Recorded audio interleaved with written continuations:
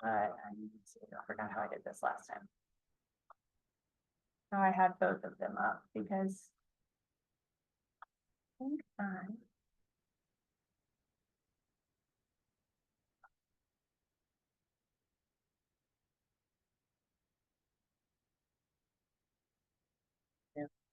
video first and then shared my screen. That's what it was. I'm like, it's funny. You have to just reorient all together, you know? Okay.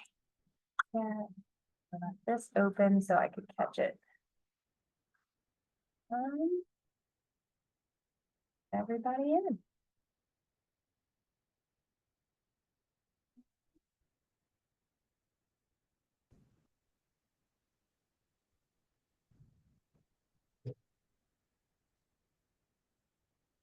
Good afternoon. If you're joining us online, we'll give people a few minutes before we get started. I will drop in the chat the PDF that Joy sent out before class, just in case you missed it. But if you can't see my screen or if you can't open the PDF or anything like that, you know the drill. You can just holler at me and I'll make sure you get it. But that should be in the chat for you now, and we'll start here soon. I'm sorry? Oh, yep. We've got about 4 online, I think, so far. Yeah, sure. No problem. Repair the walls.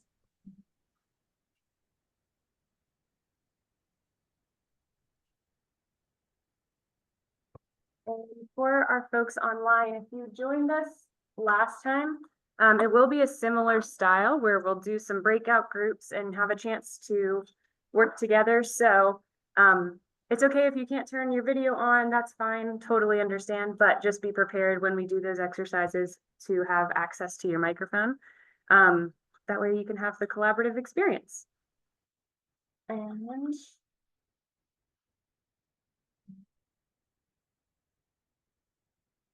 welcome more folks in.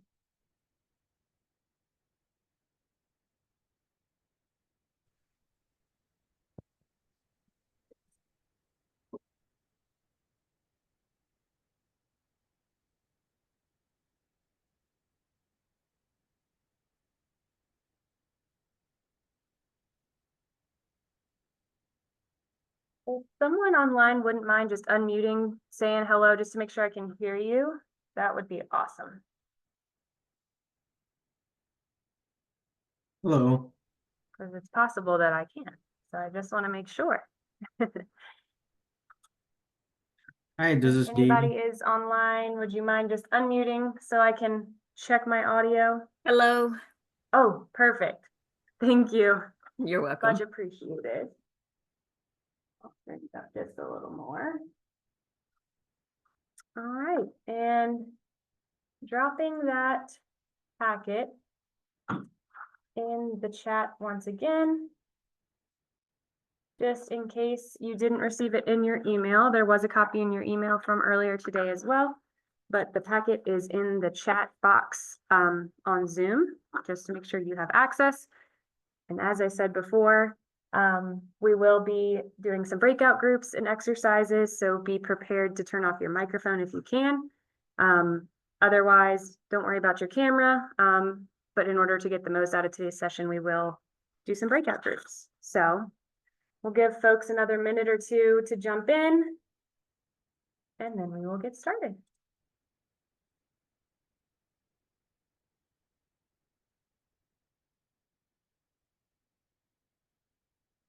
And thanks for joining us on this holiday today. I know many of you guys are probably off. I still appreciate your willingness to jump in and talk about leadership and building workplace relationships today. So I will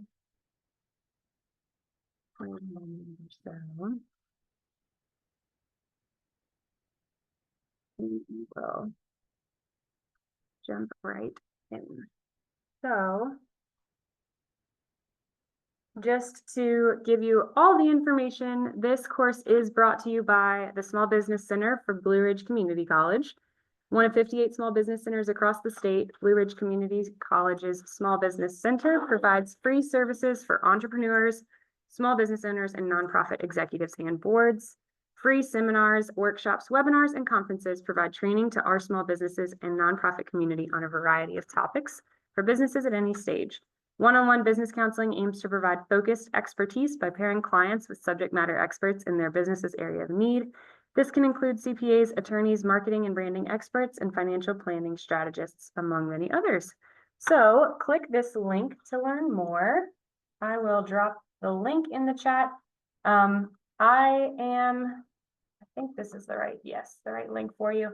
I am an HR guest counselor through the Small Business Center. And there are tons of other leaders that you can get services through the Small Business Center. So definitely check out that link and see what support you could qualify for. I believe most of the names in the chat, I know everybody in the room with me today, but most of the names in the chat looked familiar. I think you guys were all with me last time. So another introduction though, my name's Maddie. I am an HR coaching consultant here in Brevard. I formerly was a teacher, so this opportunity to share HR in a teaching capacity is really exciting for me.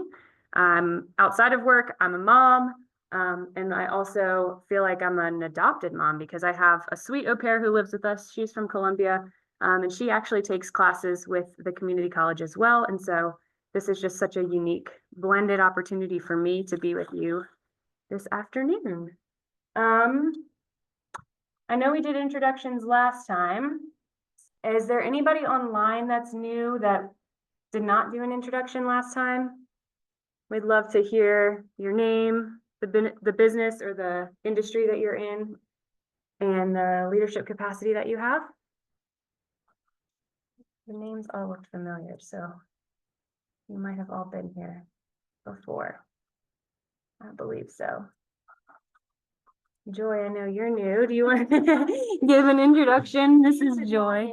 Yes. The face behind most of the emails that come from the SBC. I'm the SBC specialist supporting Ben Smith at the Small Business Center. And yeah, Maddie's a great HR coach. If you need help with your human resources in your business, get in touch with Ben or me and we'll set you up with her.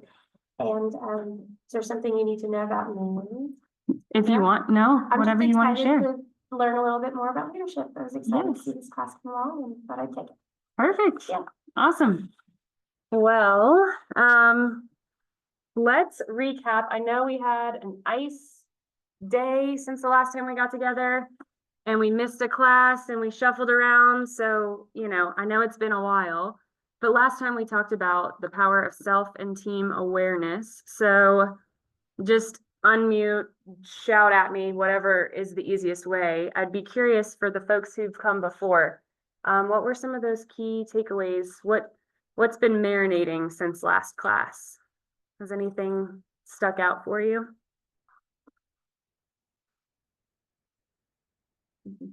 I know, I see grabbing notes from last time. It's been a while, so I know. Anybody online have anything that stuck out from last class, or were there any questions? Maybe that's another, I know we ran out of time kind of at the end, so if there were any other questions we couldn't get to, just how do we reorient from last class?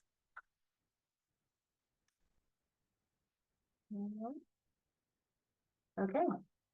Well, next time I'm going to ask the same question. So be thinking about your key takeaways from today, and then you'll have plenty to say for our next session. Some of the topics that we're hoping to cover during our time together, relationships are the foundation of success. Obviously, as we talk about networking and building businesses, relationships are a key part of that. And we're going to explore some of the research that's been done. Emotional intelligence drives effective communication. So we'll talk a little bit about emotional intelligence. We'll dive in even deeper next week when we talk about communication and conflict resolution. But obviously, emotional intelligence is also a piece of building relationships. So we'll touch on that as well. Trust is earned and sustained. We'll talk a little bit about trust and distrust and also some of the research that's been done on those processes. We usually think of it as kind of sides to a spectrum, but actually the research shows that they process in different parts of our brain. So we'll talk about trust and distrust as actually two different processes rather than sides of a spectrum. And then leadership involves empowering others. We'll do an exercise where we'll practice kind of how to delegate, how to empower other people based on their strengths, things that excite them, things that drain them, and hopefully an easy way to take that into your organization. And then virtual teams require intentional connection. So obviously, you know, in this hybrid world we're in tonight, but also just this hybrid world that we live in, just some special intentionality around virtual or hybrid teams, in case that's something your organization needs. So take about a minute, and in that packet, the first page, you'll see a section that says, what are some things that you hope to get out of our time today, as we warm up our brains and get ready. So take about a minute or so, and then I will keep us going.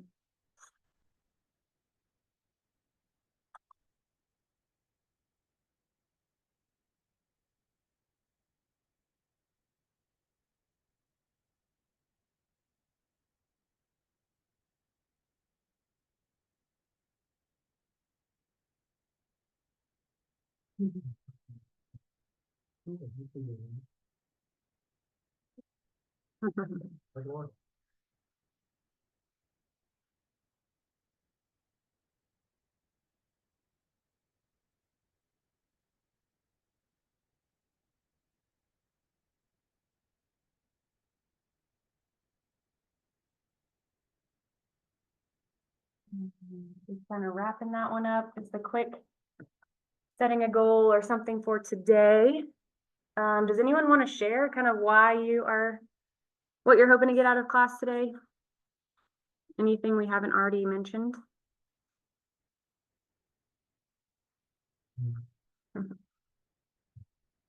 In the virtual sphere.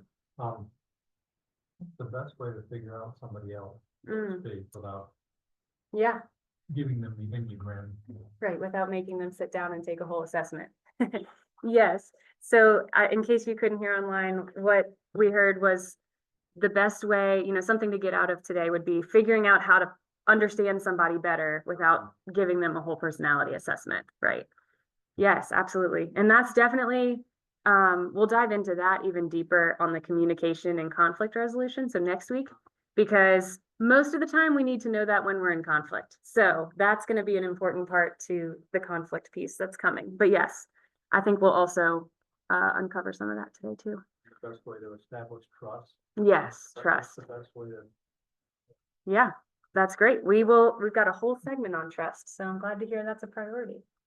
Wonderful. So underneath on that packet, you'll see two more sections, takeaways from today. So feel free as you're processing through all the stuff I'm going to throw at you to jot some things down that you want to take with you. And same thing, there's a spot there for questions. So if you don't get your question answered today, or if something comes to you and I don't notice, you know, that your hand's raised, just jot it down and I'll do my best to get you an answer or find an answer if I don't have one. So just pointing your attention to those sections of the packet. Okay, foundations for strong relationships. So this is for reflection. I'm not gonna, don't worry, ask you this, put you on the spot for this, but if I asked you to force rank your priorities, who or what would you say is most important in your life, right? Sometimes our priorities are things that we go through the day and we're not even consciously aware of those priorities sometimes. And so just kind of drawing some of those most important people or things that are the most important to you in your life, bringing those to the front of your brain as we start today. And kind of the deeper dive question on that is, how do those priorities influence your sense of focus and clarity, how you make decisions, or the way that you live with intention? So it's one thing just to have those priorities. It's a whole nother thing for those priorities to actually influence kind of the key parts of your life. So again, just something for reflection as we get started. Surrounding yourself with the best. So the law of averages, and I am not a mathematician, so forgive me if this isn't perfectly mathematical, but the law of averages is basically that over time, repeated events are likely to level themselves out to the average. So if you do something over and over again, if you flip a coin, 50, 100 times, it's going to average out overall. And so relationships, this is actually a similar effect that we see in relationships, so that the people you are regularly bumping shoulders with or interacting with have a big effect on your day-to-day. So whether that's their behaviors or their language that they use or their style, their way of dressing, whatever it is, the people that we are the most commonly interacting with have a really big influence in our day-to-day life. So my question then is, are you surrounding yourself with the best? Who are those people you're bumping shoulders with frequently? Because again, what we see in the law of averages is that that's going to have some influence on how you show up and how you operate. So when you think about the priorities that I've asked you to kind of reflect on, are those people aligning you towards those priorities? We see from Dr. Martin Seligman, let me backtrack. Dr. Martin Seligman, he was the father of positive psychology. So he looked around, and in his era of psychology, so much of the focus and the research was spent on things that weren't going well, focused on what was wrong. And so Martin Seligman was known for saying, instead of focusing on what's wrong, we want to focus on what's strong. And so that became positive psychology. And that's a lot of what we talked about last week, the idea of visualizing your best peak performance. And that, again, a lot of that came from him. So he created this PERMA model of well-being to kind of break down the key areas of how to live a flourishing life. And so you've got positive emotion, engagement, relationships, meaning, and accomplishment are kind of those 5 important domains when we think about well-being. And so obviously today, talking about building strong workplace relationships, we're going to focus on the relationships piece of his model. And so relationships were included in this model because we're social creatures. Most of us know that. Even the most introverted people, we still rely on other humans to help us get through our day-to-day. Most of us are not operating completely in silo. Even kind of those, I think of the farms, right? Like even a farm is not always self-sufficient. You still rely on other farmers or other industries to help you run your farm successfully. So we are social creatures. We need other people. And so relationships were an important part of this model of well-being. Let's see, another reason why relationships are included in his model is because that your social environment is found to play a critical role in preventing cognitive decline. So they say, and I don't know the exact numbers on this, so forgive me, but the trend is that the health of relationships in your 50s is the highest indicator for your health at the age of 75. So the quality of relationship has a huge impact on your physical well-being as you age. And so that's something really important to consider as we're talking about relationships and the importance of them today. Some of the other research out there says that the number of key relationships you need is 5. I'm not totally sure where they landed on that number 5. I think because it's enough support without being too much support or too little support, that it kind of felt, whatever the research says, is 5 is kind of the right in between there.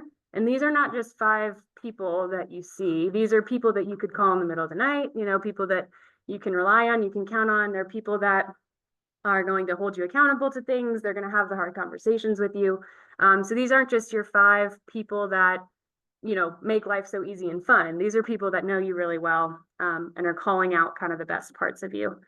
We're going to do an exercise on this a little bit later, talking about who those people are, but something to consider as well is telling those people that they're one of your 5. And we'll talk about why that's important, but kind of giving those people permission to hold you accountable and telling them that they mean a lot to you in your life. So these 5 domains, I guess, are part of that relationships segment of the model. So the 5, let's see, the PERMA model is positive emotion, engagement, relationships, meaning, and accomplishment. And so those are kind of the way Seligman defined how to lead a flourishing life. And so within relationships specifically, his key points were human connection is essential, support and emotional resilience, mutual growth, shared experiences, amplify positive emotions, and the power of wow, my brain does not, Reciprocity? thank you. I don't know what it is today. My mind's not wanting to work there. But yes, so just to lay that foundation of relationships are incredibly important, both professionally and personally, both to well-being, kind of the abstract sense, but also in the physical sense with our physical health. We need relationships to be our best selves. So now I want to look at the trust piece, so building trust and emotional intelligence. I alluded to this earlier, but some of the yeah. Oh, yeah. Oh, I haven't gotten, oh, here we go. There she is. Oh, yep, now it says joining. I apologize, I did not see the waiting room. Thank you. Yeah, I was looking too, but I couldn't find it. Yeah. Let's see. I don't see. Okay, I think she's in. All right, perfect. Thank you, thank you.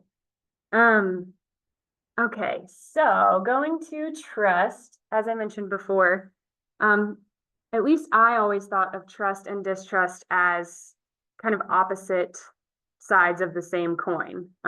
Either I was trusting or I was distrusting. And so the neuroscience has actually shown us kind of this top picture here, that we have two different parts of our brain when we're in either a trustful state or a distrustful state. So distrust actually originates in our amygdala, which is the same part of the brain that's responsible for the fight, flight, or freeze response. So that interprets to say that we feel like intrinsically, we feel a sense of distrust. Now, our trust, I guess I should say, engages in the prefrontal cortex. So our decision-making part of our brain, that's our executive thinking center. And so they're actually, again, just the trust and distrust are processed in different parts of our brain. Distrust originating in that same fight, flight, or freeze feeling, and trust originating in that prefrontal cortex. So we logically decide to trust, whereas we feel distrust. And so if you've ever experienced trust or distrust, which hopefully most of us, all of us have, you can connect to that, right? Like to me, there have been instances where I feel a sense of distrust in a relationship with somebody or in a certain situation, but you're choosing, like trust is more of a cognitive decision. So that's kind of the important takeaway here, is that we decide to trust, but we instinctively feel distrust. Trust is activated through choice and distrust is activated through feeling. So that said, if it's not one or the other, like if we're not 75% trust, which means 25% distrust, if these are actually separate responses, then the goal is not to eliminate distrust. It's actually that we want to learn to distrust differently. We want to learn how to experience that feeling of distrust and choose to listen to it or not listen to it. So all of that is also in your packets there. There's the page is, I think it's the second page here. I'm sorry, third page, trust and distrust reflections. So I want to take about 3 minutes to mostly answer this, starting in this middle part of the page. How do you best develop trust? What qualities in a relationship encourage you to trust? Because remember, as we talked about, the trust is a decision. It's in the prefrontal cortex part of your brain. It's a choice. And then the second half of that page, what situations are likely to trigger distrust and make you feel, because that's that fight, flight, or freeze response, make you feel unsafe. So when we think about relationships, when we think about trust and distrust, use this packet as a guide. And in case you guys jumped in the chat, I'll drop the file one more time. But yeah, take a few minutes just to reflect on your trust and distrust patterns.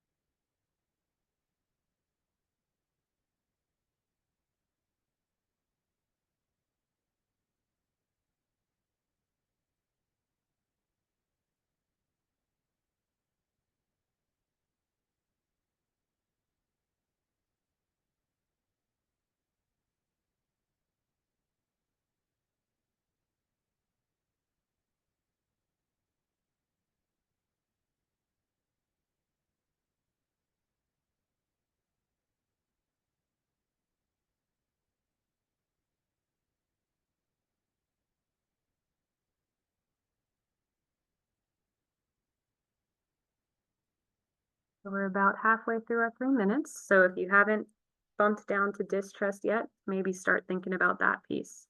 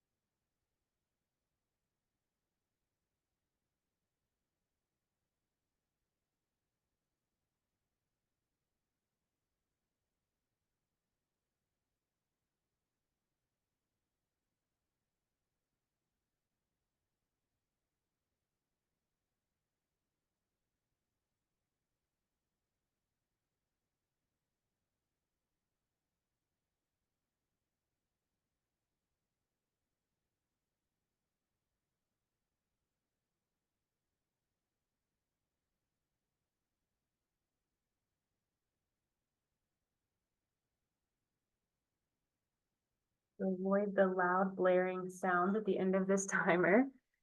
Start wrapping up your thoughts. And come back to this. If you don't finish it, that's okay. Come back to it. That's why this packet is yours. But my hope is just to get you started thinking about lots of things today. Scratching the surface. So something as I worked through this as well, because I've got my copy in front of me. Something when I thought about the distrust piece was I thought about times where I have felt that fight, flight, or freeze response.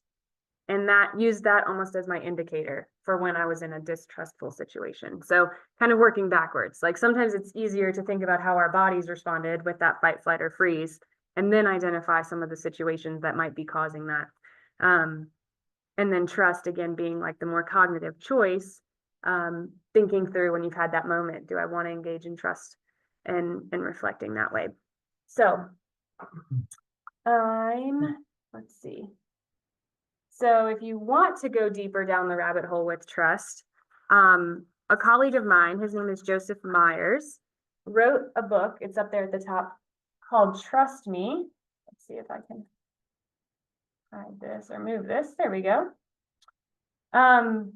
He wrote a book called Trust Me, Discovering Trust in a Culture of Distrust, and it's a great read. It talks all about trust and distrust in relationships, personally, but also professionally. And so, you know, as we talked about last week, being a leader, so much of leadership now is being self-aware, understanding these kind of trust and distrust patterns.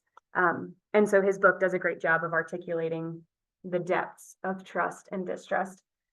He also has a tool, so similar to the StrengthsFinder assessment that we talked about last week, he has a tool that helps you come up with trust and distrust kind of triggers. And so I gave you a sample of his report. So when Joseph went through this, his distrust appraisal goes through this process and he comes up with one distrust trigger word. So what's the thing that causes me to go into that fight, flight, or freeze response? For him, that was control. So if reflecting on the distrust piece was difficult for you, sometimes a tool like this can help put language to some of those abstract feelings.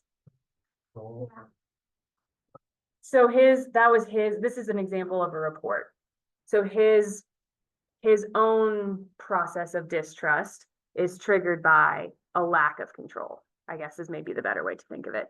So somebody else's might be not being accepted, or another reason to cause distrust might be a sense of competition. You know, whatever that thing is for the person, this tool helps uncover and identify what causes you to distrust versus me to distrust. His, as the example, is control. And similarly, again, as trust and distrust are two separate processes, his tool will also kind of give you those same qualities for how you trust. So, for example, Joseph's trust qualities, things he looks for in a trusting relationship, are trustworthiness, respect, and support. So again, if you're just interested in uncovering more of the patterns to your trust and distrust tendencies, there's tools that can help you put language to it. And then another kind of, this is another part of that report as well. creates a write-up like this, I distrust like this, blah, blah, blah, blah, blah, here's the summary. So that I protect my core feeling of, that goes back to that trigger word, control. And I develop trust by blah, blah, blah, blah, blah, blah, blah, so that I can continue developing trusting relationships, trustworthiness, respect, and support. So basically just writing the narrative around those patterns of trust and distrust. And then it also gives kind of suggestions on how to establish more trusting relationships. So I am not a trust or distrust expert, but I know plenty of colleagues who are, and this is a great resource if this part of building relationships would be interesting to you to dig deeper. So I mentioned emotional intelligence, and again, we're going to go into this whole web next week. But I want to briefly touch on emotional intelligence and how it impacts our professional relationships and personal relationships. So I think let me break it down. Emotional intelligence can be broken into 4 main components. That's the self-awareness, self-regulation, social skills, and motivation and growth mindset. And so when we think about building relationships specifically, that self-awareness piece and that social skills piece are the two, I won't say most important, but they are the most related to the topic of building relationships. So self-awareness is not just being aware of yourself, but it's being aware of how other people perceive you. So not only how do I feel, behave, experience my own strengths and kryptonite, but how do other people experience those as well? And then social skills can be broken down into that empathy, collaboration, influence, and conflict resolution, which is what we're going to get into next week. So definitely come back. Conflict resolution is like everybody's favorite thing to talk about. So definitely stick around for that one. Expanding your influence through strategic relationship building. So this is going to be a section a little bit more strategic, I guess, when we think about our relationship building. So how many of you have ever worked with a board of directors? Can anybody? Yeah, I'm seeing some nods in the in-person setting. Anybody online, would you want to explain what it's like to work with a board of directors? Or why you use them? What's the benefit there?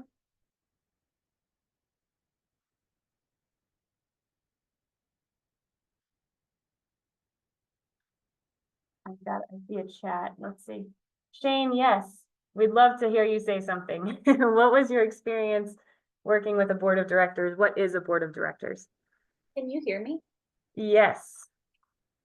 So yeah, I serve on a couple of boards, and I have for a few years. Gosh, I wish I had one for my business because it makes it so much easier. And there's just a group of people with all kinds of different opinions and backgrounds. And I don't know, I mean, if I could organize something for my business like this, I would, because it just is such an easy way to make sure things are clear cut and everyone's included in that decision making.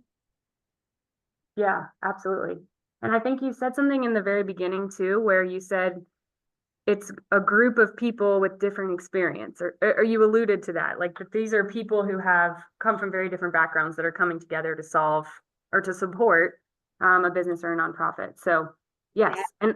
And I know plenty of people have different feelings about working with boards. So try and put those aside, because my goal for today is that we develop your own board of directors. So Shane, maybe your goal will come true. Maybe you'll figure out how this can apply in your own business. But the primary goal of a board of directors is that they can help guide an organization using different sets of experience to accomplish the mission of the business or the nonprofit. And so similarly, if we took that logic and we applied it to our personal and professional lives, we're going to create your own board of directors today. So we're going to look at these key domains here: health and fitness, personal development, faith, accountability, career coach, financial advisor, business mentor, legal counsel. And we're going to, let's see, I think the next slide. shows that page in your packet. They might have been out of order. I apologize. At the last minute, I changed the order here. But find the page that looks like this. It says My Board of Directors. And I want you to think about each of these domains. And this can be someone you know, or it can be someone you don't know, but someone who kind of inspires you in that domain. And you're going to jot down their name in that column that says name. Why did you pick the person? So specifically, what about their expertise interested you or inspired you in that category? Frequency, so how often do you think you would want to meet with that person? Is it something where, man, I'm really going to go after my health and fitness this year. I want to meet with that person weekly. Or maybe, you know, I don't really need a career coach too often. Maybe it's once a quarter or once a year, whatever that cadence looks like, but kind of helping to think through a prioritization of these domains. And then confirmation. So I talked about this a little bit earlier, but that's not a box you're going to fill in today. But if these are people you know, it'd be really important and really encouraging to the success of this concept to actually ask those people to be on your board of directors, your personal board of directors. It's one thing to hope to aspire to be like these people. It's a whole nother thing to actually sit down and have coffee or have lunch or have dinner and really let their influence kind of rub off on you. Remember that law of averages that we talked about earlier. Those people that you're bumping shoulders with are going to be the ones that rub off on you. So that confirmation box is just an opportunity for you to say, did I actually talk to this person and ask them to be part of this board of directors? And kind of can track that progress there. So we'll take about 10 minutes. I don't know that it'll take this long. I'll check in at 5 minutes, but I want to give us however long we need to think through who would be kind of your key influence in each of these domains.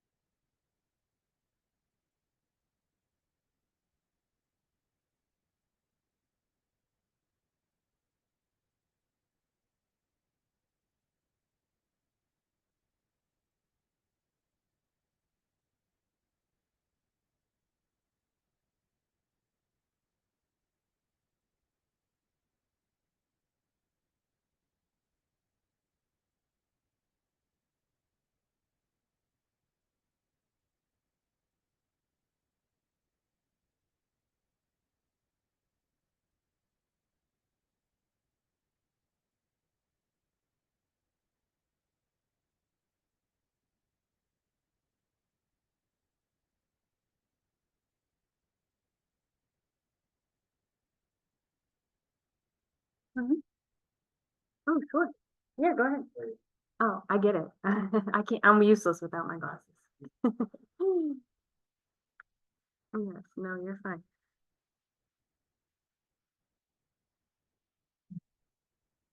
Yeah, of course.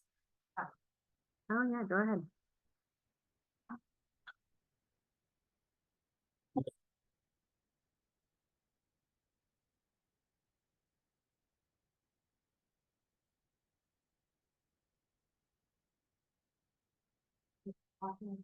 Oh, no.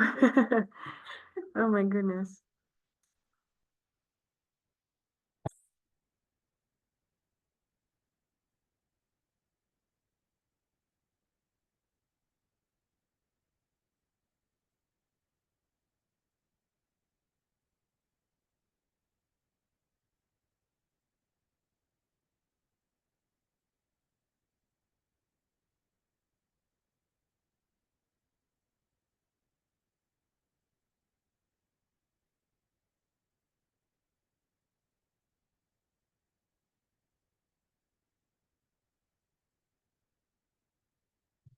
Oh, why they look like they printed kind of blurry too, so I like need my a double layer with my glasses here. Yeah, oh, it's really small, I know. Mm-hmm. Luckily, it's not super critical. Well, we'll get there. Is this the same board of directors would be like a mastermind? Yeah, Is a mastermind more like, same thing in this group?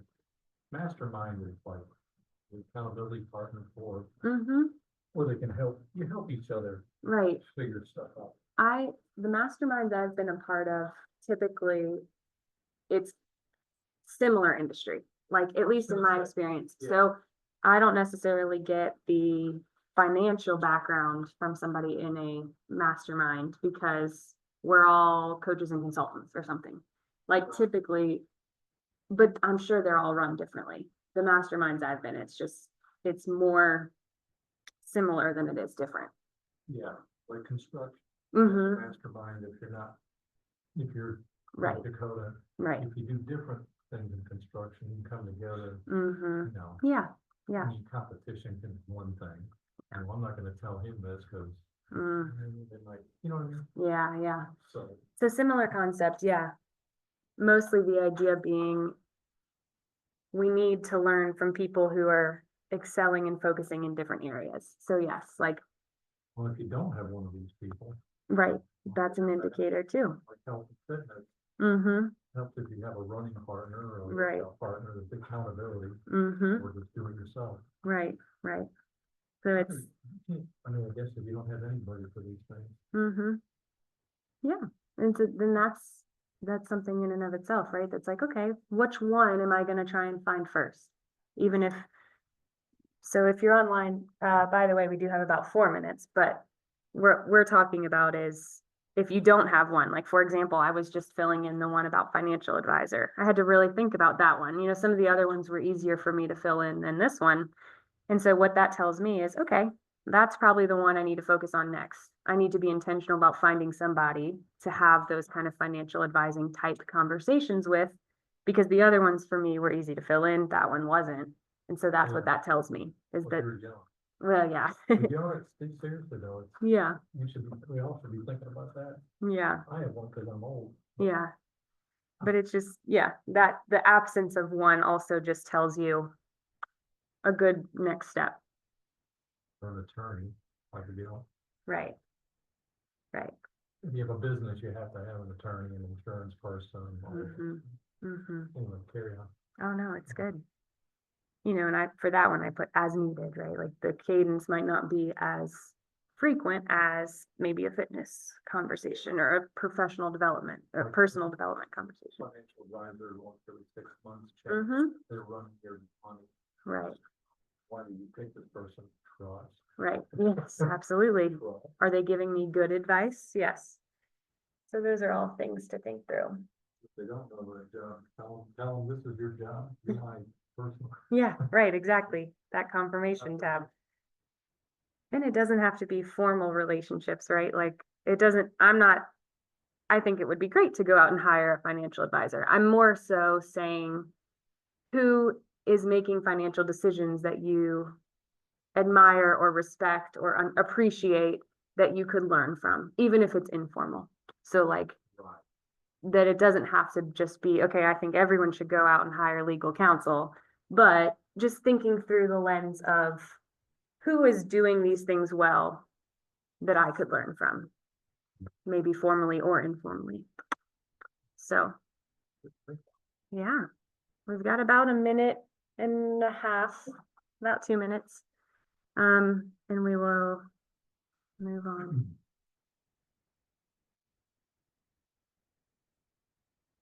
If you hire a spiritual advisor for them, Mm-hmm. Yeah, or, like there's one in church, yeah, yeah, that's the whole. right.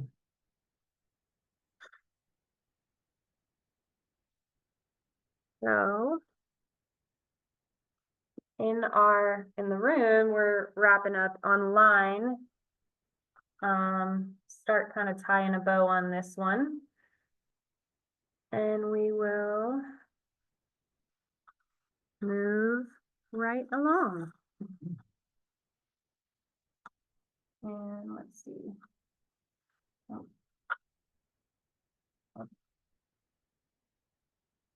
So if you haven't heard this before, it's a little bit of a cheesy saying, a cliche saying, but your network is your net worth. So obviously a little bit of an exaggeration there, but I want us to start thinking, we've talked a lot about relationships and kind of the qualitative sense, kind of the emotional touchy-feely parts of relationships, and we'll come back to that a little bit as well. But I want to start to think more about the relationships that we have professionally and the network that we're building as professionals. So relationships are not only important for a flourishing life, kind of as Seligman's research showed us, but they're also important for the success of our businesses as well. So then a question for reflection is, are you networking with other professionals? And that can go many, many different directions. That could go, same industry networking. Am I networking with other HR professionals? Or it could go different industries. So HR often overlaps between accounting and legal. So how often am I networking with accounting professionals or legal professionals? So how often are you networking with other professionals, both in your industry and outside of it? So this is just kind of a funny picture of a business card. I still have physical business cards. Many people still have physical business cards, but I also have a digital business card. And so I want to think about kind of the digital organization of your network. And there are tools out there called customer relationship management tools, or CRMs.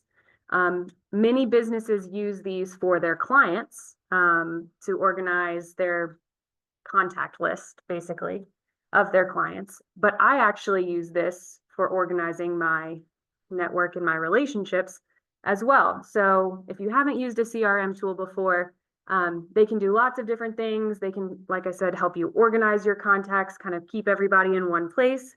They can help you with automatic reminders. So if it's someone's birthday or work anniversary, you don't have to think about that. The CRM tools can actually automate those messages.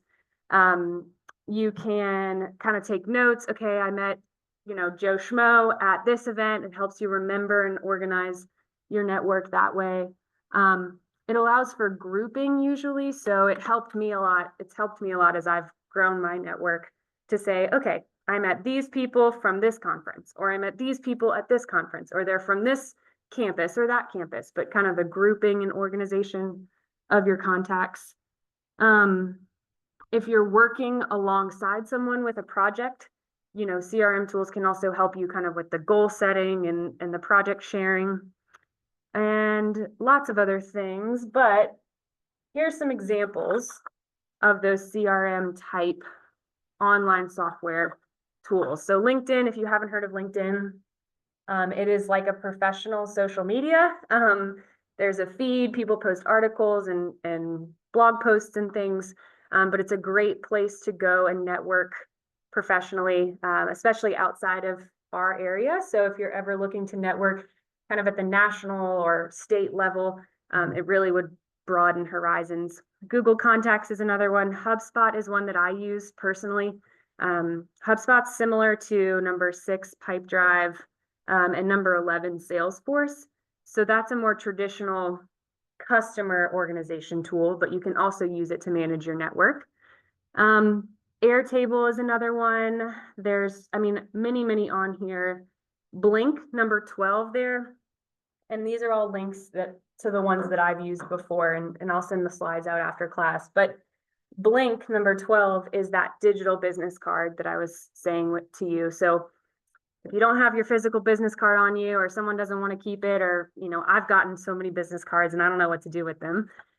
Blink is another great way to just send a text message with all the same information. It's a great way to, and it's free.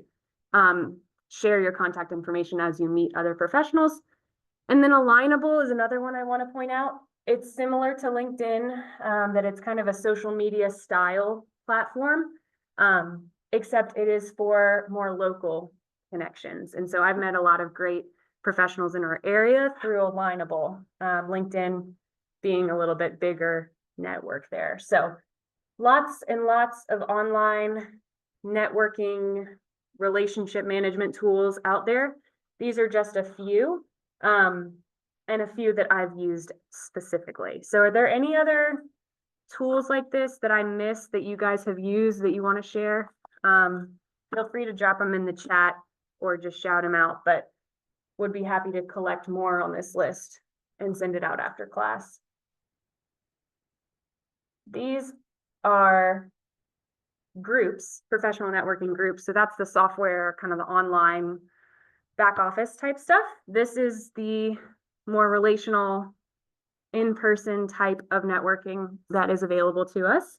Our local Chamber of Commerce is great and has lots of monthly events, business after hours, coffee connections, young professionals network. So if you're interested, again, that'll be linked in the slides that I'll share if you're interested in learning more about networking through the Chamber of Commerce. The library hosts a nonprofit roundtable. So any of my folks online, if you are a nonprofit, the library hosts a really great, I think it's monthly, maybe the third, something like that. I can't remember exactly, but they host a great roundtable discussion at the library, our local Rotary Club. There's another group called Hatch AVL, based out of Asheville. I know after the hurricane, they've had a little bit of a different cadence than normal, but that's one I'm aware of. Incredible Towns is one I'm aware of. They pop up, I think, between Asheville, Brevard, and Hendersonville. So there's a couple of local options through that group. And CoreNet is one for corporate real estate. Any other professional networking groups in our area that I might have missed? FABA. Awesome. And then obviously, it's kind of like the chamber for Fletcher. Okay, great. So I'll send that one out too. So FABA, if you couldn't hear online, Fletcher Area Business Association, similar to the Chamber of Commerce for Fletcher. So that's another one. Any other ones come to mind? But these are really great ways to connect with people. Again, the online, the social media stuff is so wide, which is great. You can meet a lot of great other professionals and network that way. These are a little bit more focused because they're regional or geographic. Sometimes your industry will have a networking group if you're Yes. a nurse, or if you're a builder, there's Blue Ridge, they changed it, like Home Builders Association. Oh, okay. To the Blue Ridge Builders Association, Uh-huh. what it's now called. Okay, great. Builders can network and So that's a good one. Thinking of industry specific groups. network. Yeah, industry networking. Yeah, so builders, yeah, Blue Ridge Building. What are the Yeah, I'm sure there's legal, there's all kinds of groups that are industry specific. And again, kind of going back to that question of, are you networking with individuals in the same industry as you? You know, am I networking with other HR professionals? And am I networking with industry professionals in other industries as well, like legal and accounting, right? So you want to kind of think strategically about both of those opportunities. So if you have any more of these, you can send them to me. I'd be happy to include them when we send out the slides. So we talked a little bit about kind of the foundations of relationships. We talked a little bit about networking and how to do that, and the board of directors, the kind of strategic side. And so now I want to think more about leadership, leading in relationships. So kind of that vertical approach. So your employees are your greatest asset. And so this graphic is not perfect, but what it's illustrating is that most businesses spend about 4 to 6 cents on the dollar for their workplace, so their office, their insurance for the office, those kinds of things. 6 to 8 cents per dollar is spent on technology, but 70 cents per dollar is spent on people. So that's salaries, that's health insurance, that's benefits. And so that graphic isn't perfect, but what I want you to get from it is that most businesses spend a majority of their money on their people. And so if we believe that our people are our most important asset, if we're spending the money as such, we need to make sure that we're leading with the same sort of priority.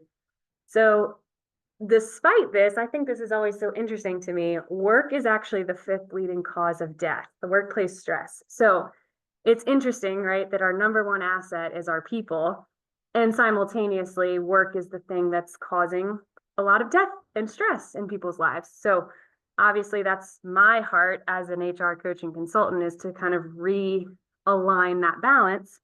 But it's a fascinating metric there. And then this is also another one: heart attacks rise by 20% on Mondays.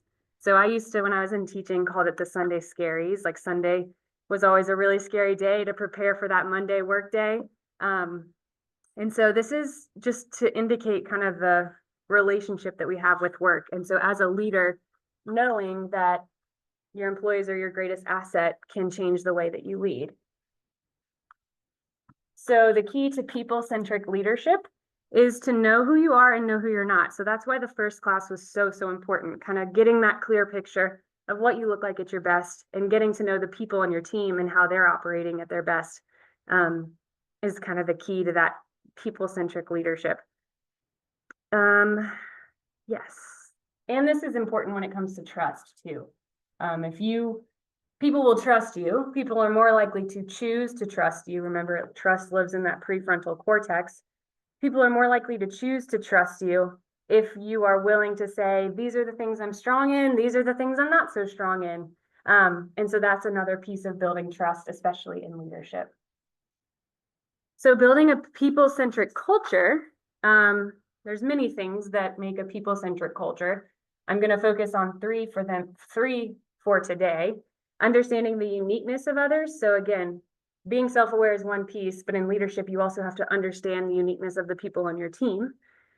Psychological safety and servant leadership. So Gallup is the group that produced the StrengthsFinder assessment. They also do a ton of research on workplace relationships and workplace health, but 31% of employees are fully engaged at work.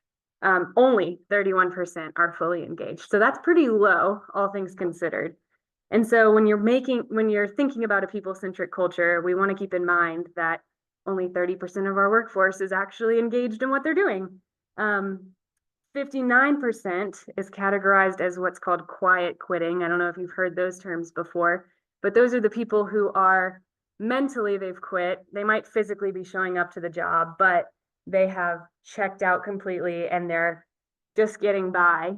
And 18% are actively disengaged. So we're going to talk about this through another analogy later, but it's important to know those breakdowns as you think about a people-centric culture. Dissatisfaction in the workplace is estimated at costing $8.8 trillion annually due to disengaged employees. So not only is this costly from an emotional sense of disengaged employees, but it's actually costing companies dollars and cents when it comes to having their employees disengaged.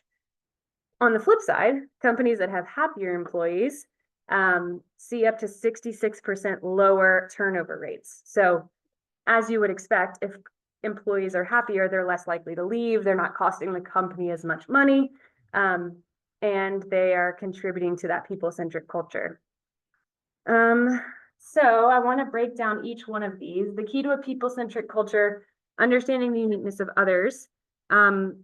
That's when the psychometric tools that we talked about last time can really be beneficial, because it's like a cheat sheet. So to the point earlier about hoping you can understand how people are wired without giving them the assessment, a lot of that is natural and intuitive, but a lot of it, sometimes we just need a tool to help us understand. We need that kind of cheat sheet. So using those psychometric assessments can really help us kind of break down how someone might be wired or perceiving a situation. And another piece of this, I've done some research on kind of the generational genius is what I call it. And so this is the first time in history that we've had 5 generations in the workforce. So obviously that brings a lot of joy, it brings a lot of benefit to have such different perspectives in the workplace, but also it can bring a lot of tension. And so the conflict and the tension, that's for next week. But what I want you to see is that when you have different generations, when you've got 5 different generations in a workforce, we want to think about how to celebrate and understand each of those generations. And so looking at the generational genius or the individual genius of each person is critical. And this comes from a book called A New Kind of Diversity. I think I linked it later, but really great book, a lot of great research there. So, yes, and this is kind of the summary of a lot of the research I've done. The links will be in the slides, but if you don't want to give an assessment, obviously this is just a first glimpse of understanding how someone might be wired or what they might be bringing to the perspective that they might be bringing to the table. This is a good start. Another piece of the people-centered culture is psychological safety. So it's really critical that we create an environment where people feel safe to share their ideas and to learn. So often this gets called kind of freedom and responsibility in a job. So freedom to do work, to do their best work. So kind of fighting as much of the control, I don't know if that's the right word, freedom to do their best work because they don't need to go through all the loopholes to get the approvals, right? So giving people the autonomy is maybe a better word. Yes. Say Autonomy to do the work that they need to do. And then that means making mistakes too, right? So as the leader, if you've got an autonomous workforce, that can be really scary because what that means is that there's probably mistakes that are going to be made. But if you approach the mistakes as I'm either learning and growing or we're failing because nobody's doing their work, it creates a lot more psychological safety. People aren't afraid to make mistakes and constantly asking for that additional approval. It creates a growth mindset when you view mistakes as a source of learning. So that, again, kind of with the psychological safety, with that requires trust, which we've talked about before, and open communication, which we'll talk about in our next class. But creating a culture that people feel safe to do their best work and make mistakes. And then the key to a people-centric culture is also servant leadership. So yes, in a lot of small businesses, this means just wearing a lot of hats. And so, yes, that is what I mean when I say servant leadership. But also what I mean when I say servant leadership is the ability to know who you are and know who you're not. So by that, I mean, leadership doesn't have to be, you don't have to be the subject matter expert anymore as the leader of the organization. And what we'll see, I think it's my next slide, is that your staff doesn't actually want you to be the subject matter expert. They want you to do these things here. They want you to focus them, equip them, help them do their best work, recognize their contribution, and care about them. But they actually don't need you to be, the perfect, polished, buttoned up leader that we have, that image of in our minds. So again, that goes back to knowing who you are and knowing who you're not as a leader. But what your staff really want and need from you kind of are these few things. And this comes from, again, an assessment that Gallup puts out. And I'll click the link just to show you. This is the summary of the nationwide data that they have. Most employees would say these are the 5 things that they want from their manager or their leader. But if you wanted to find out your team specifically, these are the questions that they use. And so you can actually work with their survey to identify, this is on average what most employees want or need. But if you wanted to say, well, what do my employees want or need? You could actually use their assessment to find that out in your team as well. So the first 5 of these are pretty imperative. If your staff doesn't feel like they have these 5 things, chances are they're going to be more disengaged, as we talked about before. But if your staff does feel like they have these 5 things, then you can start to support and grow like 6 through 12, giving them opportunities to grow, hearing out their feedback and their opinion, seeing the impact of what they do, feeling that everyone's held to the same standard, high standard, building a vital relationships at work. So that's kind of what we're talking about today. Assess my progress in areas for growth every 6 months and challenge me. So don't get overwhelmed by this list. Oh my gosh, my staff is so needy. They need all these things from me. Just look at the top 5, start there, and then grow as you can. Well, the way, with the training, if you're training people, it shows that you're equipping them, you're caring for them. Absolutely. Yeah. So the question was training, and I think that goes with number 3. Help me do my best work. Give me the tools and the resources and the training that I need to do my best work. Feels like that would be, and equip me, number 2 and number 3 would be kind of give me the expertise I need to do my job well. I would agree. So I do want to practice this idea of empowering other people. If you're not going to be the subject matter expert on everything, right? If that's not the definition of success in leadership anymore, and instead the definition of success is knowing who you are and knowing who you're not, part of that is empowering your team and promoting that, maybe not authority, maybe autonomy is the better word there. And so I want to go through an exercise. We talked about this a little bit in class 1, the idea of the gain and the drain. So in class 1, we did the exercise. I don't know if this visual helps you to see. It looked like this. But basically, I asked you to look at these common responsibilities in a job and check off whether it's a gain, something that gives you energy, something that excites you, something that energizes you, or if it was a drain, something that totally depletes you. You do it once in your workday and you feel miserable the whole day. So when we did this last time, I just asked you to fill this out for yourself.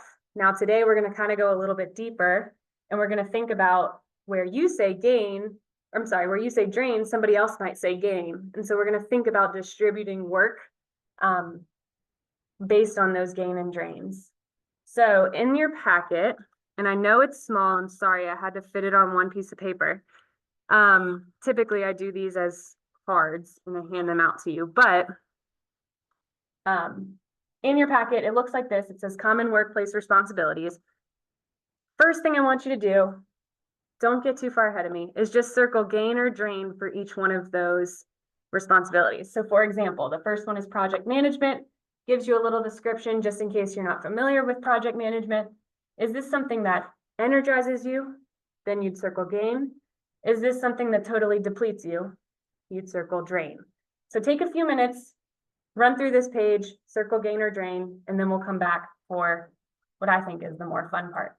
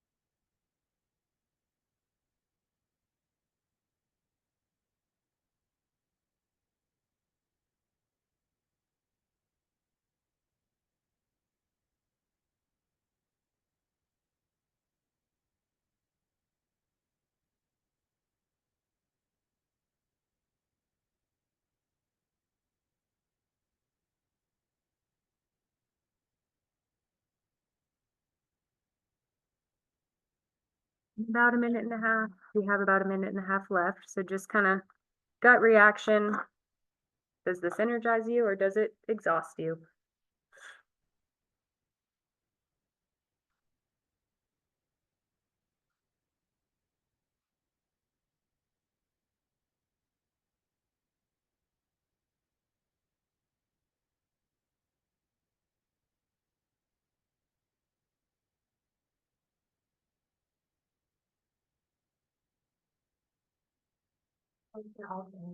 Yeah, isn't it? It's interesting to go through the.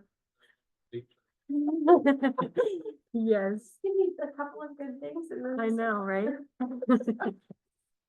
Funny. Right, Yeah, yes. but Do I enjoy it?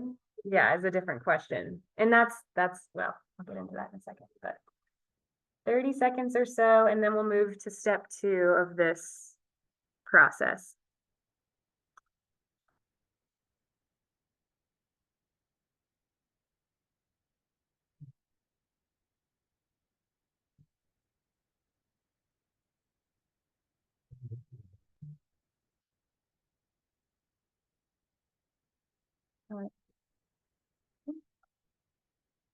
So if you didn't finish, that's okay. The next section, you'll have some time if you need to fill in a few more. But something that came up that I think is interesting is, how much of these are actually fun, how much of these are actually just work. And so this is kind of a hypothetical scenario, right? Is that we all know there's parts of our jobs we love, there's parts of our jobs we don't love, and that's just, hopefully you're in a job where you love more of the things than you don't love. But in this circumstance, I'm gonna put us into groups, and I want to pretend like these are the only things that your team has to accomplish. And so you're gonna practice kind of divvying up these responsibilities within your team based on who said gain and who said drain for each of the tasks. So obviously, the idea is give the people who say gain for something, assign that task to them. You're going to get into predicaments where everybody said drain, and you're going to have to think about that, right? So obviously this is a hypothetical scenario. We all know we have to do things we don't love, but I want to explore the idea of delegating responsibilities based on the things that we're intrinsically wired to do. So for my folks online, we're going to take about 20 minutes. We'll just be a group in here. My folks online, we've got 9 people, I think 8, probably not including me. So I'll divide you guys into 2 groups. And then in about 20 minutes, we'll come back together and see what this was like. So hopefully this works for me. Breakout rooms, here we go. We'll do 2 rooms. 4 participants per room. Perfect. All right. I'm gonna put you in your rooms, take about 20 minutes, divvy up all the tasks, and then there's a reflection page as well in your packet. So make sure you complete that. All right. Have at it. And I'll mute us in here.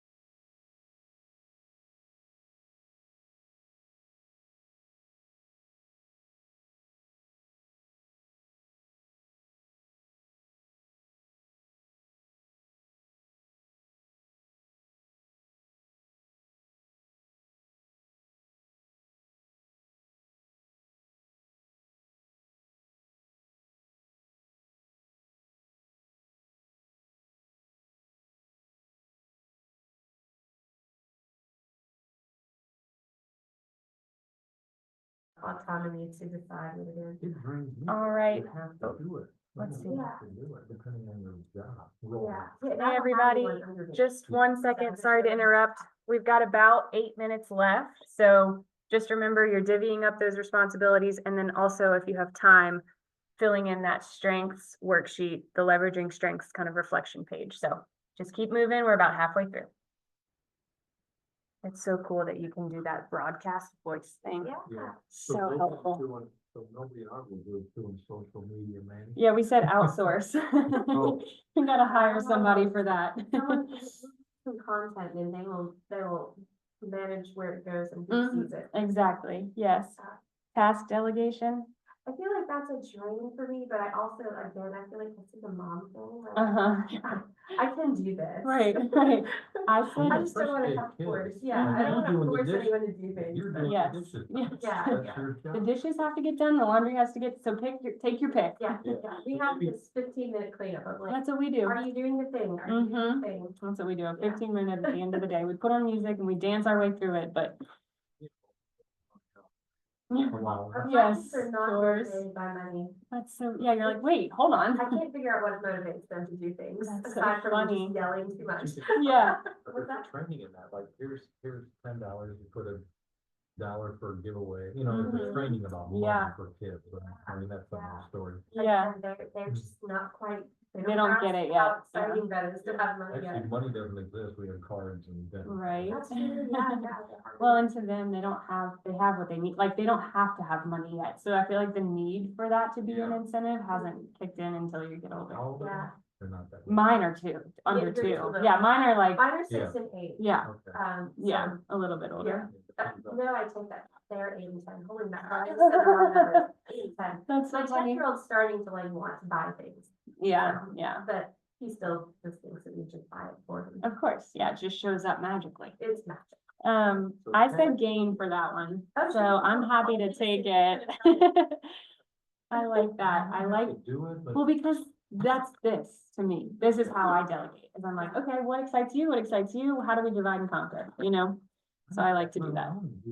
So- There you go, But I yeah, have to delegate. right, that's another layer. Right, performance. Performance reviews, I never had to do this, I don't know Yeah. if it was a thing or a drain thing at the time. yeah, Yeah, but both hands getting and running. I said gain, because I like to see, I've got developer as a strength, like I like to see people reach their full potential, so to me, it's a necessary part of development, so. I get that one, I just listened to John Maxwell. everyone- Oh, yeah. Maxwell, Uh-huh. Today's little, it was Jason Tate, it wasn't, Maxwell himself. mm-hmm, Anyway, today, performance reviews are correct, it talks about connection and then Mhm. correction. Yes, Connection, make a yes. connection with somebody, then correct them, right? I mean, that's. yeah, Cause you can't just criticize oh, no, somebody, good, you can't just criticize somebody unless you have a relationship. yeah, Call it a compliment sandwich, mm-hmm, Yeah. right? right, You did this great, you need to work on this, but I really love Yeah. the way you've done this. And then mm-hmm, they kind of feel hugged by compliments. yes, yes, Start with a positive. and then Yeah. Exactly. Get a little better. yes. Anyway, that's. Quality assurance, Quality assurance. that's a drain for me, I have a game on that one. oh, good, I like detail, uh-huh, looking for things. amazing. That's a game. What do you think? It's like, I took all the ones in the beginning, so, For different something out, like different ways of looking Right. for those qualities. I was gonna say, yeah. Yes. Stakeholder communication, yeah. I said gain for the same reason probably that I took the data analysis. Like, I like to make things make sense and package them up and polish them up, like, here's what we're gonna do about it. So, I mean, I don't love leading meetings, believe it or not, but I know. But the part about making it makes, like, putting it together is kind of, The updates and reports. yeah, reports, the community. giving them what they need to know. Mm-hmm, I said game, so. Conflict mediation, Oh, yeah, That's a tough skill. That's an attorney. I like that one though, but that's a learned skill. I just don't have a lot of experience. I don't, again, this feels like a mom thing. Yeah, yeah, I suppose I could do that depending on the people. yeah, I think it would be a relationship, like specific, like, yeah, there might be certain people I couldn't mediate yeah, because I don't have the strength of, the relationship to know, yeah. yeah, I don't like the word conflict in those, I mean, it doesn't have to be conflict in here. Proposing solutions to maintain harmony and productivity. yeah. I see what. Is there a conflict in that? Well, yeah, conflict has such a negative connotation, so it's like, you know, Facilitating discussions to improve the planning. Is that what it's I called? yeah, mean, honestly, I don't have any experience with that exactly, but, you know, I have a lot of, like, history of doing, like, active listening and things like Mhm. that with, like, counseling and stuff. yeah. I feel like I could do it even though I never did it. Right. before. I've never did it.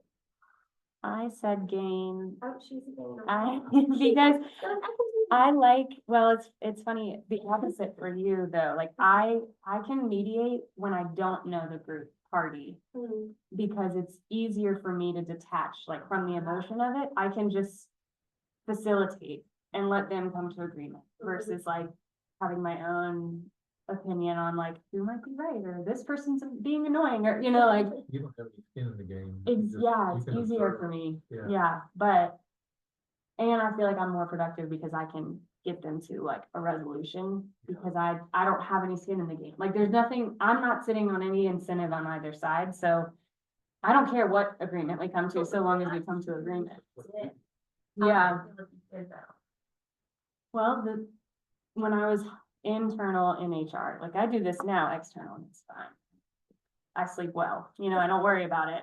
When I was internal and I was like firing people all of the time. Yeah. It was the mediation almost, you know, in a different setting, but between the manager who was ready to fire and then advocating for the employee who didn't know they were about to be fired. And trying to kind of mediate, you know, it's not really mediation because it's just one side, but trying to counter argue the point there. And it was hard. It was hard for me to just go with the consensus. Like even if my opinion didn't get correct, you know, wasn't the outcome, they should or shouldn't be fired. It was harder for me to like get in line almost, but yeah, so I think it's interesting. You were like, oh, I do better when I know the parties. And I'm like, oh, I don't want to know the parties. I want to like, bye, good luck. Yeah. So that's an interesting It one. hurts more if you know that, I mean, they've got maybe a family. Right, Obviously, you've gone through the steps to fire them. yeah. Well, The- sometimes they do. It's crazy. I've seen a lot of crazy stuff. I think you did your job with Yeah. half the one. Oh, yeah. Well, that's huge. So, She was in resource at a fire, or laying. right. Which that's They so, got it, that's so hard too, because you're just like boom, boom, boom, boom. You're talking thousands of employees. The most I ever had to do in a day was 4. And that wasn't even considered a layoff. That was just performance related, which is stupid. But Oh, you got 18 seconds. yeah, I was about to say, this is so annoying, this So sounds. IT support, you gotta hire that one out. Outsource that, that's my husband. Yes. He already does that. I can't do that one either, so we can That's outsource. That's fine enough.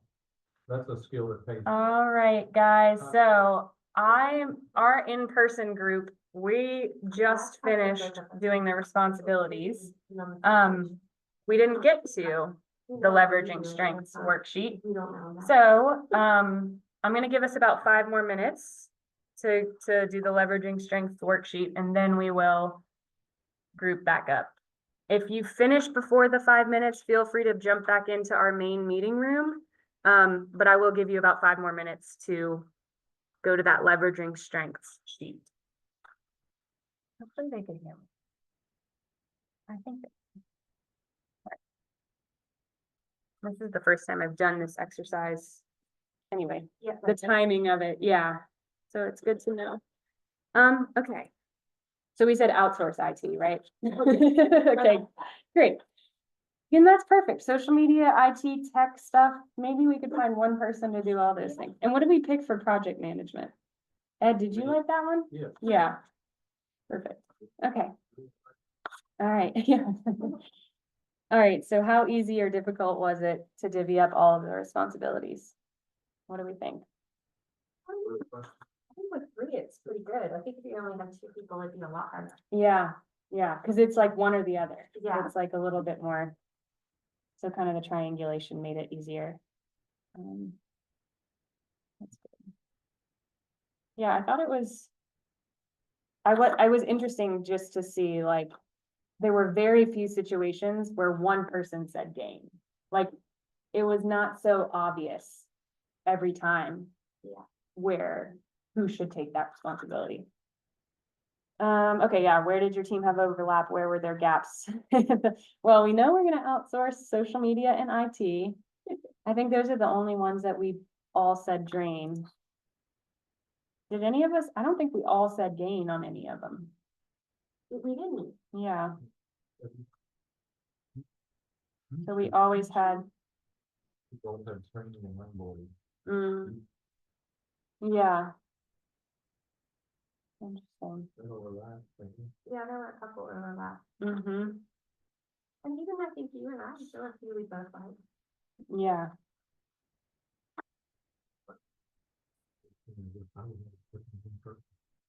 was it customer support maybe, where y'all both had gain or something? It was something in that beginning section, I think. So, yeah.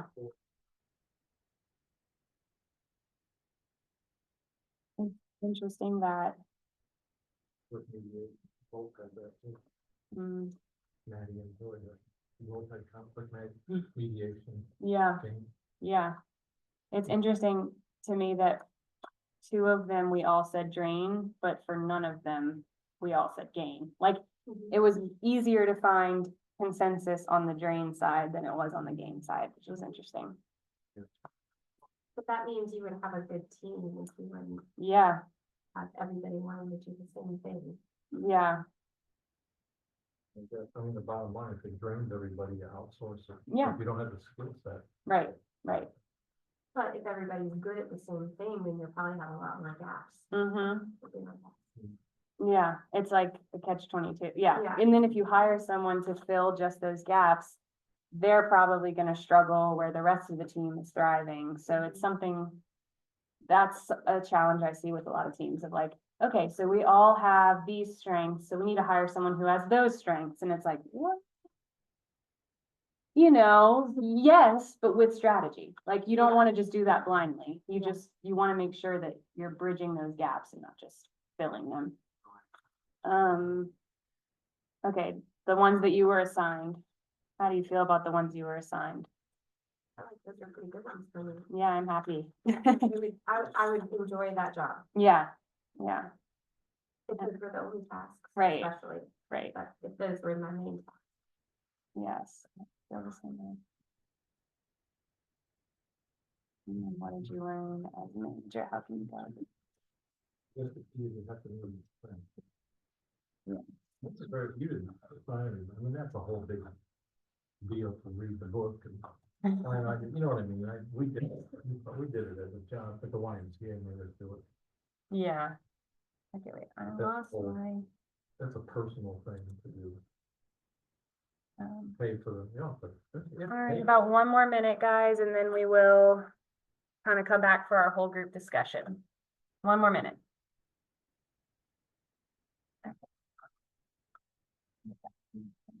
I feel so disoriented with this. Like, visually, I have, bless you, a computer here, I've got this computer here. Can't figure out who's on first, you know? Oh, did we lose anybody? They're just in the breakout, so I guess when I close it, this is cool. It invites them back, so it gives them 60 seconds to rejoin the room, which is nice. And did you have to pay for the strength finder test? You pay? The Make test, you pay for that. they do, yeah, it's about, I think it's $25 to get like the top 5. And then I think it's $40 to get all of the, like the full report. So it's, I mean, it's a cost, but it still could be, if you want to use it, it's pretty cheap. Yeah. You know, if you're Yeah, just gonna put it on the side, it's like, not worth the money, but if you really want to, Had my leverage top it. five, but it was a while back now. Oh, yeah? Before I had kids, really, so oh yeah, minimum 10 years, and I don't know that the first ones are like relevant anymore. yeah.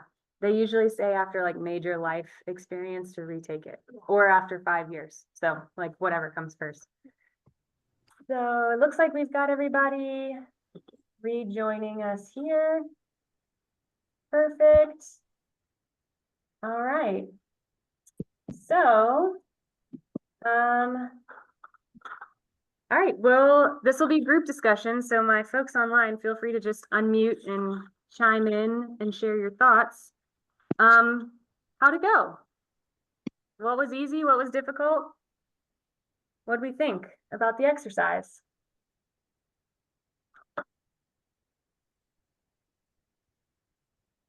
Everybody online want, oh, Alicia gave me a thumbs up. Cool, thank you. What were some of the thoughts on the exercise? Did you find any holes? Were there any gaps in your team? I'll chime in for my group. We went pretty smoothly, right? Because we had people though who said, really not my game, but I'll step up and I'll do it. Oh, Or I'll cool. step up, accepting as a challenge. I'll step up and do it because I know I need to improve in that area. So That's really cool. yeah, I wish I could hire every one of them. Oh, it's amazing. I love hearing that. We had kind of it's funny, we had the same experience where there was some that we all said drain, but our response instead of we'll step up was, oh, we'll outsource it. We'll hire somebody else to do it. So it's cool. Keith, you guys sounded like a more cohesive team maybe than our team was a little more quick to say, let's find somebody else. Don't know what he. Right, right. A skill gap. We saw it as a skill gap. Yeah. Thanks for Rob- sharing. Yeah, properly done. Outsourcing that's not a bad idea. Right. Yeah, I mean, it's an option, right? Some people can step in and fill in, but if you don't have the skills, like our team, we were like, I don't have the technical skills to do IT troubleshooting. We weren't able to step up there. So yeah.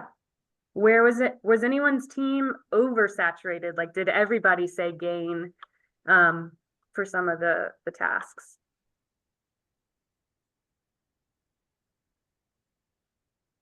We didn't have any. We had a few where we all said no, like all said drain, but there was nothing where we all said gain, and that was interesting. Was that the same for the virtual teams? We definitely were saturated in a couple of areas, but it was a really positive group, meaning everyone was like, well, I'll do this, but if you want to do it, I'm okay, that kind of thing. So it made us talk about like kind of work culture, Oh, okay. and like the environment, of your team. Very cool. Yeah, we had a few instances of the same thing where two of us would say, oh, it's a gain, but then we'd talk about kind of the other workload, like you're saying, Alicia, like, well, if they have everything on their plate, right, I can take this one or divvying it up that way. So it's cool that it brought about larger conversations for you guys, bigger picture than just that one task. Awesome. I think Alicia made it real easy whenever she began asking what our drains were. So that way we could get that out of the way. Yeah, that's really cool. Kind of paint the picture for me before we get started in the detail. That's really cool. Joy was so nice. She said, oh, if this was my job, I'd be so happy. Like this would be my dream job. So it's cool to see that alignment between Alicia, you starting it that way, saying like, what would be your dream job? And then kind of the culmination conversation also of, would this be your dream job? Does this fit that vision? So that's great. I wish that was me. That was actually Keith. Oh, I'm sorry. I must have misheard. Sorry about I that. th- You get all the credit no, there. I think it was a good team effort. It There you was. We had a really good team. I'm so glad. Yes. And don't you wish it was this easy in your workplace? Maybe it could be, who knows? No, I think the idea, and this is going to be my next slide here. The idea is that yes, while these responsibilities are not comprehensive to every business all the time, the idea of delegating and dividing up workload by the strengths that people have and not necessarily getting stuck to kind of the traditional way things have always been done, is an interesting thought exercise for you as a leader. How can we incorporate some of this problem-solving approach into the way we divvy up work in my organization? I have this is very generic, so disclaimer, I know it won't always apply, but next time you do have a project and you need to do some delegation and you want a framework, I've got one. It will be in the slides. This is a pretty high level, how do I delegate work to empower my people framework. And again, the link will be included in the slides. Can I ask you a quick question on that? Yeah, of course. Like part of our group conversation was about a couple of us who'd been in toxic work environments or had staffs that we were amazed that like, wow, I wish my team would step up to do these things or express these things. So I'm guessing it's something of, you say, delegate the responsibilities or choose your people. When your hands are tied, you can't always perfectly do that. I guess, do incremental improvements at least move you along the spectrum? Yeah, I think one approach I've taken in this, even in my household, not even just in the work environment, but is just giving them the list, right? Like, okay, team, these are the things that have to get done, whether we like them or not. Like this plate will get dropped if someone isn't going to keep it spinning. And so kind of taking a collaborative approach kind of from that onset and giving the collective, like, we're all in this together. These are the responsibilities we have as a team. And if one of these balls gets dropped, we're all going to feel it, right? And so kind of setting the tone in that regard by saying, we have to accomplish this. And we all, like, someone's going to have to step up, or we're going to have to hire, right? Like, but it tells you something as the business leader if nobody's speaking up or if nobody's stepping up, right? Because, well, the business won't operate if we don't have somebody doing the budget, to use some of those examples. No one can step in and do that. Okay, well, is it a training issue? Going back to what does your staff need, right? Okay, well, maybe they needed more training on budgeting, and maybe we can see who would be interested in training before they take on that full responsibility, right? So maybe they're not stepping up because they don't feel like they have the expertise. And so then the question doesn't become who's going to be responsible for the budget. The question becomes who would be interested in going to more training around budgeting and accounting and finance, to kind of soften that feeling of the responsibility. Does that answer your question? Yes, thank you. Okay, great. Okay, so this is our last, and I know we're getting close on time here, so I'll set the stage for it and we'll finish with this. The last page of your packet is this image of the boat, and this image comes from the research I shared with you earlier about Gallup, and the studies they've done on engagement. So they found if your team is 10 people, let's say, 3 out of those 10 or around 30% are actively engaged. Those are the people that are rowing in the direction. They're the champions of your organization. They do step in when there's a gap. These are the people that you would never want to lose. And these are the behaviors that are celebrated in your organization. So similarly, Gallup's research found that in the middle of the boat, there are people that are kind of lollygagging. They're just, you got to follow up behind them, but they're not sinking the boat. They're kind of just along for the ride. In this picture, one of them's stargazing, one of them's like playing in the water. They're not causing trouble, but they're definitely not actively rowing the boat. So that's about 50% of the average workforce, and these are the behaviors that are tolerated in an organization.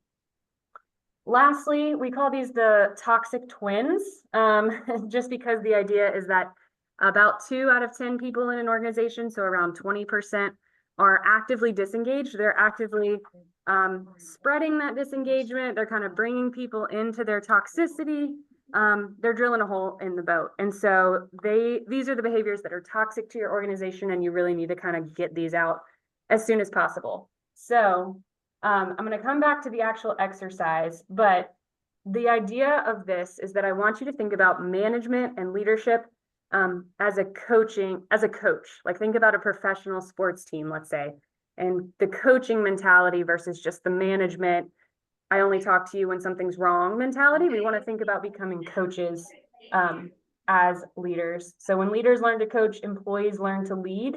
And we can bring out the best in others through this coaching. So identify what motivates them. So that list I gave you earlier of what does your team need is, oh, somewhere in here. This is a great cheat sheet. You know, what are most employees motivated by in the workplace? But figure out what your staff are motivated by. Develop coaching skills to guide others in achieving their potential, and ask questions with intentionality. And I'll go through these quickly. 4 different types of questions that you can ask. We call these like killer coaching questions. Goal-oriented questions. So keeping all the questions open-ended around the goals, the end definition of success. And these will be in your slides, so don't feel like you have to take these down right now. Another kind of category of these killer coaching questions are self-reflection questions. So kind of pointing them to reflect on their own gifts and strengths. Perspective questions. So kind of that broadening their horizon just a little bit after the self-reflection, getting the perspective. What feedback have you received? How are other people experiencing you? That sort of approach. And then support and resource questions. So how can I guide you through these challenges? How can I support you to be successful in this project? So let me go back to your packet, and this is how we'll wrap up today. We've got 10 minutes left, but spend some time. Sorry, I'm thinking while I do this. Let's still use, I'm going to use our full 10 minutes. So bear with me. I know last time I gave you a few minutes back, but I think this is really important. We'll spend 7 minutes working through this exercise, and then we'll spend the last 3 minutes reflecting. In your packet, you've got this grid. The first row here is who do you think fits in each category of the boat? So who in your organization is that front of the boat, rowing, actively engaged employee? Who's in the middle of the boat? Who's in the back of the boat? And then once you see the who, the behaviors start to become clear. So that second row, what kind of behaviors do they possess? So I want to give you time back. We'll use 5 minutes for this reflection before I wrap us up for the evening. So the directive is look in your packet, fill in this first column, who is in each category of your boat. And then once you have identified who, what kind of behaviors do they possess?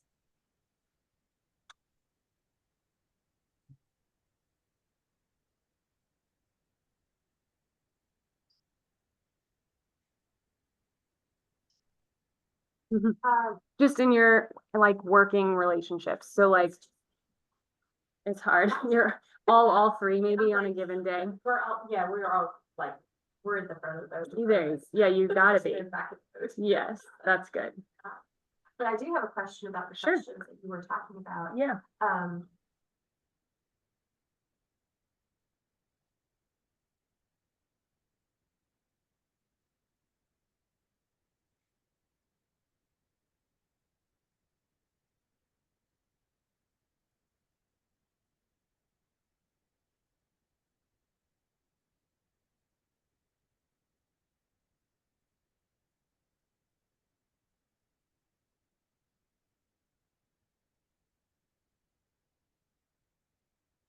Yes, I can go back to this slide. Unfortunately, I don't have them. Let me see which one you asked for. Middle of the boat. Yes. Thank you for the question. This is our middle of the boat, guys. These are the ones that are lollygagging, stargazing. You got to follow behind them, but they're not causing direct trouble.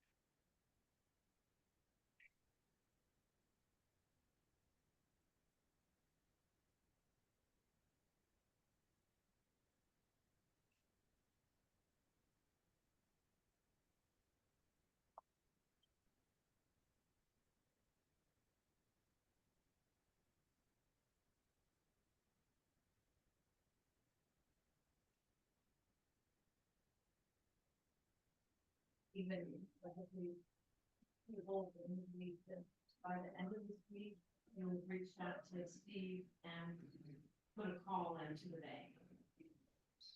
You know. I'm going to, for sure.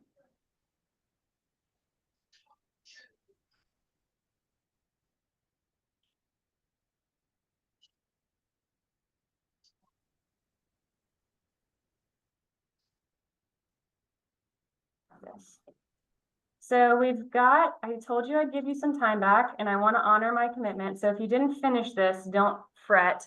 Something that came up in the classroom, which I think is really cool, is, you know, if you've got a really small team, it's hard to distinguish this, right? Most people, if you're really small, hopefully everybody's in the front of the boat, but you're probably going to be front of the boat or middle of the boat, depending on the day. You probably don't have as much of that toxic behavior because it doesn't stay long in a small team.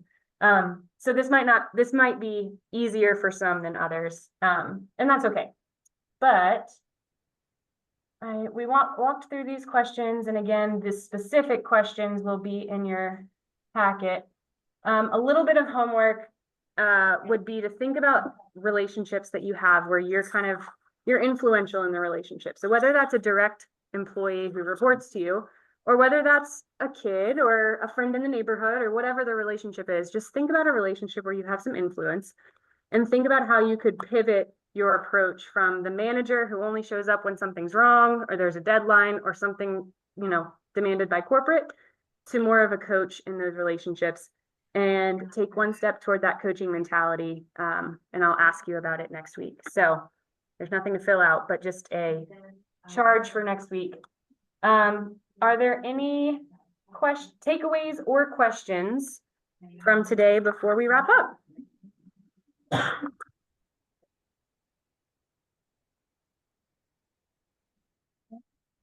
If not, if something comes up, you can email me. You have my email. Next week, same time, same place, unless there's some crazy snow situation. But we sure hope next time, same time, same place. We're going to talk about communication and conflict resolution. I think it'll be a good one. You don't want to miss it. You'll receive a survey. Please fill out the survey. That's so important for the Small Business Center to help them do more work like this to support our businesses in our area. So thank you so much. Awesome. And have a wonderful evening. Thank you.